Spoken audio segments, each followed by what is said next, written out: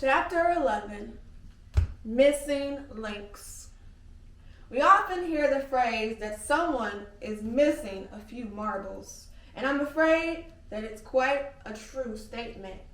The truth of the matter is that almost every human being is missing a few marbles, except that in reality, they are missing a few links. We say of people that they lack understanding, patience, tolerance, ambition, etc. We also hear as an excuse for marital incompatibility that you never really know a person until you live with him or her. On this understatement, many marriages do in fact flounder. Where there are children involved, the disagreements can so warp the family that the children in turn develop complexes of their own. When a woman contemplates marriage, she may consider a man's background, position, and future prospects very carefully, and yet it is the inherent personality and well-hidden basic characteristics that really bear looking into and are too well camouflaged to be seen. Women are often accused of being devious, and let's face it, gals, we are. When we are with that special someone, we put our best foot forward, smile when we feel like frowning, laugh when we want to scream, and pretend to accept when we really reject his ideas or attitudes, all because we want him. Subconsciously, we harbor the thought that we will change him after he is hooked. If you haven't already made this blunder, don't. The only way a man really changes is when he and he alone decides he wants to. Spare yourself the agony of finding out the hard way where the obstacles lie by checking the missing links in his name that he can tell you what is lacking in him.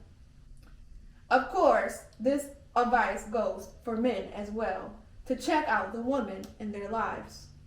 The missing letters in a name will act as your own special undercover agent.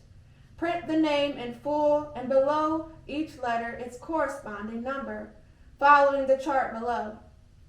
Then make 3 rows of the numbers as per the example in Chapter 9.